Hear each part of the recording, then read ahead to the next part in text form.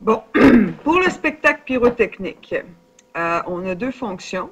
Alors, on a deux pièces pyrotechniques qui sont lancées en même temps. Une qui suit cette fonction ici et l'autre qui suit la fonction G ici, qui est celle-ci. On dit que les lumières s'allument, les lumières de chacune des fusées s'allument lorsqu'elles ont descendu de 4 mètres par rapport à leur hauteur maximale. Alors, ce qui est important, c'est que la hauteur maximale dans une degré 2 va être symbolisée par le K. Alors, si on a la forme canonique, comme ici par exemple, le K, c'est notre 320.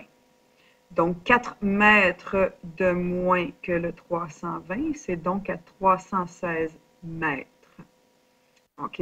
Donc, c'est possible de savoir quand la fusée va s'allumer en remplaçant notre Y ici par 316.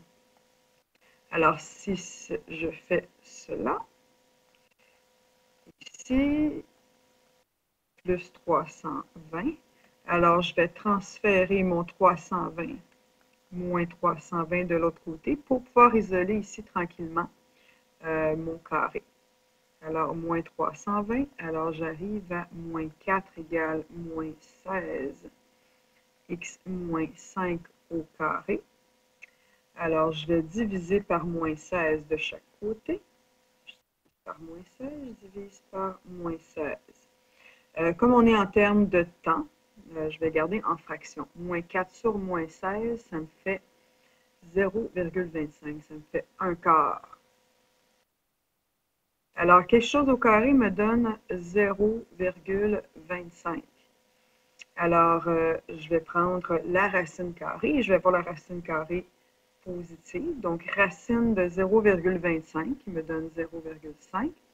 Et je vais aussi avoir la racine négative ici. Donc, moins 0,5. Alors, je vais faire plus 5 de chaque côté, plus 5, plus 5. Et je vais obtenir mon x qui va égaler 5,5 secondes ou x qui va égaler, bon, j'ai oublié de mettre le plus 5 de l'autre côté dans les deux cas, x qui va aller plus 5 moins 0,5, 4,5 secondes ici. Alors, quelle option je vais prendre? Bien, si je me fais une esquisse rapide, j'ai mon 320 ici qui est mon max. Puis, évidemment, à 316, j'ai deux choix. Alors, comme c'est lors de la retombée, alors la fusée monte et ensuite elle retombe. On va prendre le choix qui est plus loin. Donc, ça va être celui-là. 5,5 secondes. Et la fusée reste allumée pendant 3 secondes. Donc, pour la première fusée, de 5,5 secondes jusqu'à 5,5 plus 3 nous donne 8,5 secondes. Elle reste allumée. Il reste maintenant à savoir l'autre fusée. Quand est-ce qu'elle s'allume? Alors ici, on n'a pas notre hauteur maximale. Alors, on peut utiliser deux façons. Si, par exemple, on factorise puis on trouve notre 0, alors, si je factorise, je vais mettre à 0 et je vais factoriser. Je vais prendre moins 4x. Il va donc rester x moins 12. Ça veut dire que soit moins 4x égale 0 ou x moins 12 égale 0. Ce qui fait que x égale 0 ou x égale 12. J'ai donc mes deux zéros. J'en ai un à 0 et j'en ai un à 12. Ça veut dire que mon h est nécessairement exactement entre les deux. Alors, mon h va être à 6. 0 plus 12 divisé par 2 me donne 6. Je peux donc après remplacer ici. Moins 4 fois 6 au carré plus 48 fois 6. Ça va me donner mon K. Alors, 36 au carré fois moins 4 plus 48 fois 6, ça va me donner 144 mètres.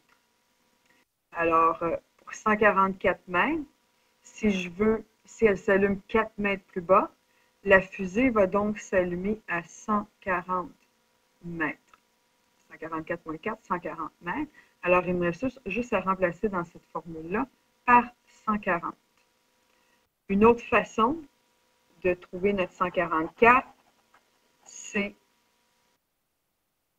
de transformer en forme canonique pour dégager notre H et notre K. Alors, j'ai moins 4x2, alors je vais prendre mon moins 4 en évidence. Je vais avoir x2 moins 12x plus quelque chose. Et je vais enlever moins 4 fois mon quelque chose. Alors ici, je vais avoir toujours moins 4, moins 12 divisé par 2, moins 6. Alors le 6 de mon H tantôt, au carré.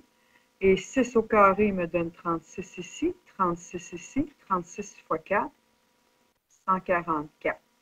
Alors là, j'ai dégagé, j'ai mon 144. Alors, ce qui est plus facile ici, quand on a tout de suite cette formule-là, c'est que ça va être plus facile à résoudre après. Parce que là, on sait que c'est quand notre fusée est à 140 mètres de hauteur.